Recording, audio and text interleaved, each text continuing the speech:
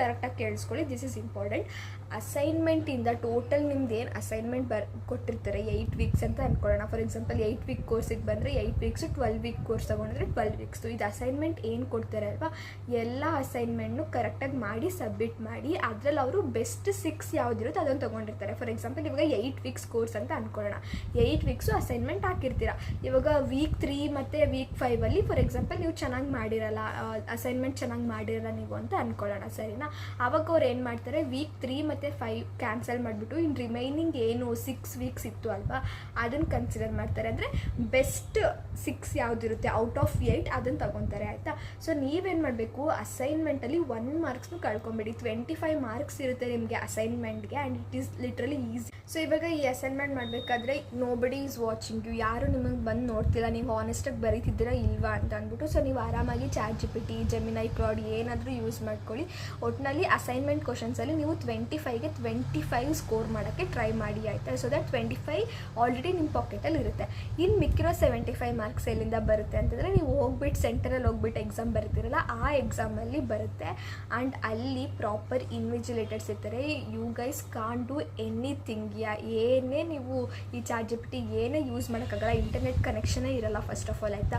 Just ಹೋಗೋದು, ನಿಮ್ದೇನು centre ಇರುತ್ತೆ ಅಲ್ಲಿಗೆ ಹೋಗ್ತೀರಾ, ನಿಮ್ಮ ಪ್ಲೇಸಲ್ಲಿ ಕುತ್ಕೊತೀರಾ, ಎಕ್ಸಾಮ್ ಬರೀತೀರಾ, ಬರ್ತೀರಾ ಅಷ್ಟೇ. ಅಲ್ಲಿ ನೀವೇನು ಮಾಡೋಕ್ಕಾಗಲ್ಲ. ಸೊ ಹಂಗಾಗಿ ಇಲ್ಲಿ ಫಸ್ಟು ಅಸೈನ್ಮೆಂಟಲ್ಲಿ 25ಗೆ 25 ತೆಗೀರಿ. ಅದಾದಮೇಲೆ ಇನ್ನೇನು ಮಿಕ್ಕಿರೋ ಮಾರ್ಕ್ಸ್ 75 ಏನಿರುತ್ತೆ ಅದು ನಿಮ್ಮ ಎಕ್ಸಾಮಿಂದ ಬರುತ್ತೆ, ಆಯಿತಾ. ಸೊ ಹಾಗಾದರೆ ಎಕ್ಸಾಮಲ್ಲಿ ಎಷ್ಟು ಕ್ವಶನ್ಸ್ ಇರುತ್ತೆ, it completely varies according to course. For example ನಾನು ತಗೊಂಡಿದ್ದ ಕೋರ್ಸಲ್ಲಿ ವಿ ಹ್ಯಾಡ್ ಲೈಕ್ 50 ಕ್ವಶನ್ಸ್ ಏನೋ ಇತ್ತು ನಮಗೆ ಅಷ್ಟೇ. ಬಟ್ ಕೆಲವೊಂದು ಕೋರ್ಸಸಲ್ಲಿ 75 ಕ್ವಶನ್ಸ್ ಇರುತ್ತೆ, ಕೆಲವೊಂದು ಕೋರ್ಸಲ್ಲಿ 100 ಕ್ವಶನ್ಸ್ ಇರುತ್ತೆ. ನೀವು ಎಷ್ಟೇ ಯಾವುದೇ ಕೋರ್ಸ್ ತೊಗೊಳ್ಳಿ, ಎಷ್ಟೇ ಕ್ವಶನ್ಸ್ ಇರಲಿ, ಅಲ್ಟಿಮೇಟ್ಲಿ ಅವ್ರು ಅದರಲ್ಲಿ ಕನ್ಸಿಡರ್ ಮಾಡೋದು 75% ಅಷ್ಟೇ ತಗೊಳ್ಳೋದು.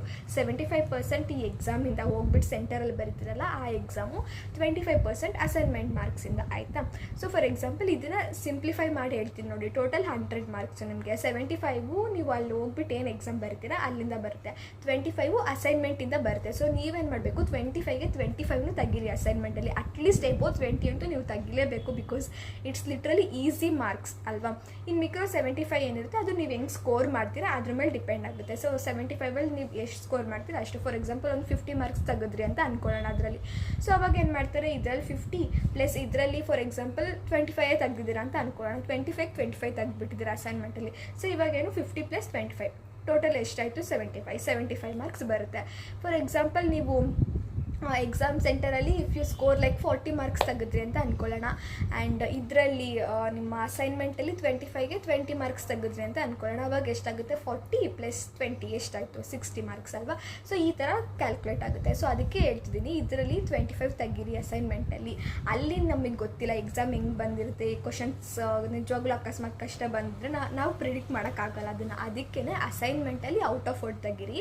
ಅದಾದಮೇಲೆ ಎಕ್ಸಾಮಲ್ಲಿ ಎಷ್ಟು ಸಾಧ್ಯ ಆಗುತ್ತೋ ಅಷ್ಟು ಮಾರ್ಕ್ಸ್ ತೆಗೀರಿ. ಆ್ಯಂಡ್ ಇದರಲ್ಲಿ ಏನು ನೆಗೆಟಿವ್ ಮಾರ್ಕಿಂಗ್ ಅಂತ ಇರಲ್ಲ, ಆಯಿತಾ. ಇವಾಗ ಬೇರೆ ಎಕ್ಸಾಮ್ಗಳೆಲ್ಲ ಹೆಂಗೆ, ನೀಟು ಅದರಲ್ಲೆಲ್ಲ ಹೆಂಗೆ ಅಂದರೆ, ಇವಾಗ ಒಂದು ಕ್ವಶನ್ ರಾಂಗ್ ಆದರೆ ನಮಗೆ ನೆಗೆಟಿವ್ ಮಾರ್ಕಿಂಗ್ ಅಂತ ಎಲ್ಲ ಅಂದ್ಬಿಟ್ಟು 1 ಮಾರ್ಕ್ ಕಡಿಮೆ ಮಾಡೋದು ಹಂಗೆಲ್ಲ ಮಾಡ್ತಿದ್ರಲ್ವ. ಬಟ್ ಇಲ್ಲ ಆ ಥರ ಎಲ್ಲ ಏನಿರಲ್ಲ. ಹಂಗಾಗಿ ಎಲ್ಲ ಕ್ವಶನ್ಸ್ನು ಅಟೆಂಡ್ ಮಾಡಿಬಿಡಿ. ನಿಮಗೆ ಆ ಕ್ವಶನ್ ಏನು ಗೊತ್ತೇ ಇಲ್ಲ ಅಂತಂದ್ರೂ ಸ್ಟಿಲ್ ಯು ಗೈಸ್ ಅಟೆಂಡ್. ಯಾಕೆಂದರೆ ಅದು ರಾಂಗ್ ಆಗಿದ್ರು ತಾನೇ ಏನು ಲಾಸ್ ಇಲ್ಲ. ವಾಟ್ ಇಫ್ ಅದೇ ಆಪ್ಷನ್ ಕರೆಕ್ಟಾಗಿ ನಿಮ್ಮ ಲಕ್ ಚೆನ್ನಾಗಿದೆ, ಅದೇ ಆಪ್ಷನ್ ಕರೆಕ್ಟ್ ಇದ್ದರೆ ನಿಮ್ಗೊಂದು ಮಾರ್ಕ್ಸ್ ಬರಲ್ವಾ. ಸೊ ಹಾಗಾಗಿ ಯಾವ ಕ್ವಶನ್ಸ್ನು ಬಿಡೋಕ್ಕೆ ಹೋಗ್ಬೇಡಿ, ಯಾಕೆಂದರೆ ನೆಗೆಟಿವ್ ಮಾರ್ಕಿಂಗ್ ಇಲ್ಲ ಇದರಲ್ಲಿ. ಪೂರ್ತಿ ಎಲ್ಲ ಕ್ವಶನ್ಸ್ನು ಅಟೆಂಡ್ ಮಾಡಿಬಿಟ್ಟು ಬನ್ನಿ, ಆಯಿತಾ, ನಿಮ್ಮದು ಎಕ್ಸಾಮ್ ಏನಿರುತ್ತೆ ಅದು. ಸೊ ಈ ಥರ ನಿಮ್ಮದು ಮಾರ್ಕ್ಸ್ ಕ್ಯಾಲ್ಕುಲೇಷನ್ ಆಗುತ್ತೆ. So always try like above 70, 75 ಈ ಥರ ತೆಗೆಯೋಕ್ಕೆ ಟ್ರೈ ಮಾಡಿ. ಇನ್ನೊಂದು ಸ್ವಲ್ಪ ಪುಷ್ ಮಾಡಿದ್ರೆ you guys can actually score above 85. That is like according to them it is very good marks. I mean ಎಲ್ಲರಿಗೂ ಗೊತ್ತು ಎಬೋ 85 ತೆಗೆದ್ರೆ it's really a very good marks ಅಂತ. ನಿಮ್ಮ ಸರ್ಟಿಫಿಕೇಟ್ ಏನು ಕೊಡ್ತಾರೆ ಅಲ್ವಾ, ನೀವು ಪಾಸ್ ಆದರೆ ಅಷ್ಟೇ ಸರ್ಟಿಫಿಕೇಟ್ ಜನ್ರೇಟ್ ಆಗೋದು, ಆಯಿತಾ. ಮಿನಿಮಮ್ 40 ತೆಗಿಲೇಬೇಕು ನೀವು. ಅಷ್ಟು ತೆಗೆದಾಗ ನಿಮಗೆ ಸರ್ಟಿಫಿಕೇಟ್ ಜನ್ರೇಟ್ ಆಗುತ್ತೆ. ಸೊ ಆ ಸರ್ಟಿಫಿಕೇಟು ಅಷ್ಟೇ, ನಿಮಗೆ ನೀವು ಏನು ಮೇಲ್ ID ಎಲ್ಲ ಕೊಟ್ಟಿರ್ತೀರ ಲಾಗಿನ್ ಆಗೋಕ್ಕೆ, ಅದಕ್ಕೆ ಬರುತ್ತೆ ಸರ್ಟಿಫಿಕೇಟ್ ಎಲ್ಲ. ನೀವು ಅಲ್ಲಿಂದ ಡೌನ್ಲೋಡ್ ಮಾಡ್ಕೊಬೋದು. ಅಕಸ್ಮಾತ್ ನೀವೇನಾದರೂ ಎಬೋ 85 ಎಲ್ಲ ಸ್ಕೋರ್ ಮಾಡಿದ್ದೀರಾ ಮಾರ್ಕ್ಸ್ ಅಂತಂದರೆ, ನಿಮ್ಮ ಮಾರ್ಕ್ಸ್ ಅಂದರೆ ಸರ್ಟಿಫಿಕೇಟಲ್ಲಿ ನಿಮಗೆ ಟಾಪರ್ಸ್ ಕೆಟಗರಿ ಅಂತ ಎಲ್ಲ ಮೆನ್ಷನ್ ಆಗುತ್ತೆ, ಆಯಿತಾ. ನಾನು ನಂದು ಸರ್ಟಿಫಿಕೇಟ್ ಹಾಕ್ತೀನಿ, ನೀವು ನೋಡಿ ನಿಮಗೆ ಅರ್ಥ ಆಗುತ್ತೆ. ನಾನು 87 ತೆಗೆದಿದ್ದೀನಿ ಅಲ್ವಾ, ಅದಕ್ಕೆ ನಂದು ಟಾಪರ್ಸ್ ಕೆಟಗರಿ ಆಮೇಲೆ ಲೈಟ್ ಹಂಗೆಲ್ಲ ಮೆನ್ಷನ್ ಮಾಡಿರ್ತಾರೆ. ಸೊ ಇಟ್ಸ್ ಲೈಕ್ ಸುಮ್ಮನೆ ವಿ ವಿಲ್ ಫೀಲ್ ಗುಡ್ ಅಲ್ವಾ, ಅಂದರೆ ಇಷ್ಟು ಚೆನ್ನಾಗಿ ತೆಗ್ದಿದ್ದೀವಿ ಅನ್ನೋದಕ್ಕಾದ್ರೆ. ಸೊ ಹಂಗಾಗಿ ಬಟ್ ಮೇನ್ ಇಂಟೆನ್ಷನ್ ಪಾಸ್ ಮಾಡೋದು ನೋಡ್ಕೊಳ್ಳಿ. ಫಸ್ಟು 40 or above 40 ತೆಗೀರಿ. ಅದಾದಮೇಲೆ ನಿಮ್ಗೆ ಎಷ್ಟಾಗುತ್ತೋ ಅಷ್ಟು ಸ್ಕೋರ್ ಮಾಡಿ, ಬಟ್ ಮಿನಿಮಮ್ 40 ಸ್ಕೋರ್ ಮಾಡಿ, because that is passing mark. ಅಷ್ಟು ತೆಗೆದ್ರೆ ಅಷ್ಟೇ ಸರ್ಟಿಫಿಕೇಟ್ ಜನ್ರೇಟ್ ಆಗೋದು. ನೋಡಿ, ಇಷ್ಟು ಅಮೌಂಟ್ ಪೇ ಮಾಡಿಬಿಟ್ಟು 1000 ರೂಪೀಸ್ ಎಲ್ಲ ಪೇ ಮಾಡಿ ಆಮೇಲೆ ನೀವು 40 ಮಾರ್ಕ್ಸ್ ತೆಗ್ದಿಲ್ಲ ಅಂದರೆ ನಿಮಗೆ ಸರ್ಟಿಫಿಕೇಟೇ ಸಿಗೋಲ್ಲ. ಅವಾಗ ನಮಗೆ ತಾನೇ ಲಾಸ್ ಆಗೋದು. ಸೊ ಅದಕ್ಕೇ ಮಿನಿಮಮ್ 40 ತೆಗೆಯೋಕ್ಕೆ ಟ್ರೈ ಮಾಡಿ. ಫಸ್ಟು 40 ಮಾರ್ಕ್ಸ್ನ ಸೆಕ್ಯೂರ್ ಮಾಡ್ಕೊಳ್ಳಿ, ಆಮೇಲೆ ಎಷ್ಟಾಗುತ್ತೋ ಅಷ್ಟು ಸ್ಕೋರ್ ಮಾಡಿ, ಆಯಿತಾ. ಸೊ ಇಷ್ಟ ಆಗಿತ್ತು ಹೆಂಗೆ ಎಕ್ಸಾಮು, ಮಾರ್ಕ್ಸ್ ಕ್ಯಾಲ್ಕುಲೇಷನ್ ಎಲ್ಲ. This was all about marks calculation. I hope you guys understood. ನಿಮ್ಗೇನಾದರೂ ಅರ್ಥ ಆಗಿಲ್ಲ ಅಂತಂದರೆ ಪ್ಲೀಸ್ ಕಮೆಂಟಲ್ಲಿ ಹೇಳಿ, ನಾನು ನಿಮಗೆ ಮತ್ತೆ ಇನ್ನೊಂದು ಸಲ ಎಕ್ಸ್ಪ್ಲೇನ್ ಮಾಡ್ತೀನಿ. ಯಾರ್ಯಾರು ಟಾಪರ್ಸ್ ಕೆಟಗರಿಲಿ ಬರ್ತಾರೋ ಅವರಷ್ಟೇ ಇಂಟರ್ನ್ಶಿಪ್ಗೆ ಎಲಿಜಿಬಲ್ ಆಗಿರ್ತಾರೆ, ಆಯಿತಾ. ಹೆಂಗೆ ಬರೋದು ಟಾಪರ್ ಕೆಟಗರಿಯಲ್ಲಿ ಅಂತಂದರೆ